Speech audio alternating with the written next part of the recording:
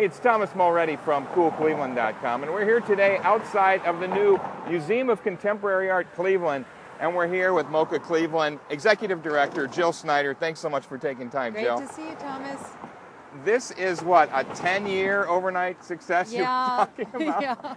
Yeah. You've really been working on this for 10 years. Yeah, raising the board's money. been talking about this. Well, we were able to get the location in 2005, begin working on hiring an architect in 2006, and so it's been since then. The recession was a little bit of a delay. Right. But we broke ground in February of 2011, and it's just a 15-month build-out. It's amazingly quick. It's coming together, and I think people day by day as they drive by here, one of the most trafficked intersections in the region, really, they're just blown away at how fast it's coming together. Did that surprise you, or you probably knew all this? Well, we knew, as I always say, the hard part was getting to yes. Once you break down, time is money. Once you break ground, time is money. And so you really can't pause once you get going. This is an iconic building. You are going to change the face not only of this neighborhood, but really of the entire region and internationally, right? You were just in New York talking to some of the national, international media there. What's the response been? It's been fantastic. There are a couple of things that are important here. One is that our architect, Farshid Moussavi, has a very big international reputation, which has been emerging over the 5 years that we've been working with her. This is her first building in the United States. She's built in Asia and in Europe, but this is her very first. So there's a lot of attention on her first project here, right? Which of course plays to our advantage. But even before we selected a particular architect, we always knew that our vision was to deliver an exceptional building. This is going to have a really unique, well, the structure itself is very unique, and we want to talk about that. Talk about how people are going to enter this, because we're sort of looking over your shoulder at the entrance here, aren't we? Right. Well, it's a very unusual site. It's a triangular site, and it's the intersection of about 5 different roads. So the building itself is freestanding. It is a building that you approach from many different sides, different streets. And the architect was very responsive to that. So the building is very much a building in the round. You really don't have a sense that the building has a back. It has many points of entry. Many people refer to it as like a faceted gem that you walk around and you really can see from all perspectives. And it's a hexagon on the floor, and it goes up to a square at the top gallery. Yes, it takes its faceted form from very simple proposition. That is, the ground floor is a hexagon in response to program needs and the triangular site. And then it culminates in a square because we wanted our main gallery to have a very regular configuration so that we had a lot of flexibility for our program. Walk people through this. First of all, one of the things you notice when you get inside is this monumental staircase that's so really important in terms of the way it was designed for safety as well as an architectural element. Yeah, the dramatic sort of design element in the building is this monumental stair which cuts through a 4-story atrium. It is a stair that is, some people have referred to it as like an Italian hillside, that you wander your way up the stair, and it is meant to give you both a pause, moments to pause and look out through the glass curtain wall onto a beautifully designed plaza.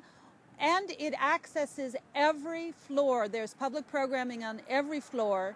So it's a staircase that has a great deal of sort of ceremonial procession and display. Gives you a chance to see and be seen as you're walking through the building.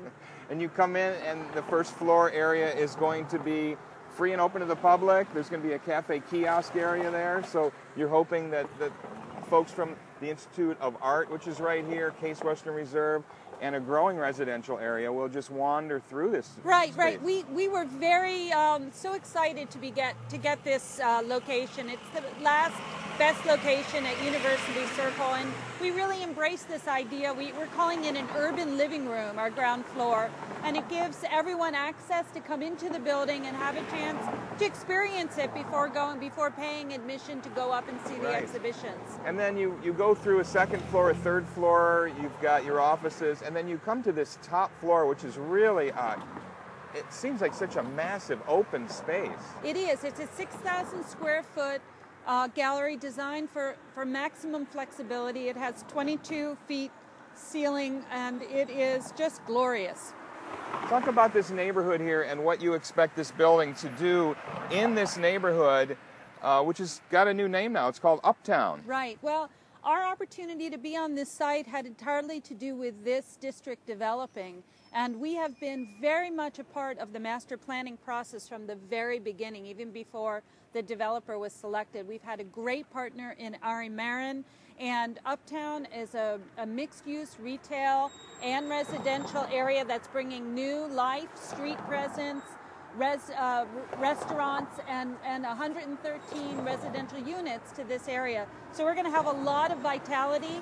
The restaurants spill into the plaza, and we're going to have a real sense of the plaza being a gathering place for entertainment and cultural activities, especially during nice weather. And we have the Institute of Art bookending us on the other end of the block, so there's a really great kind of synergy happening here. It's truly an arts and culture district, and with the MOCA being here, there's just no doubt. And with such an iconic building, talk about the big grand opening weekend you've got in October. Right, so Columbus Day weekend, October 5th through the 8th is our opening weekend, and there are events that are at every price point, including free, that allows visitors on every level to engage and experience the museum.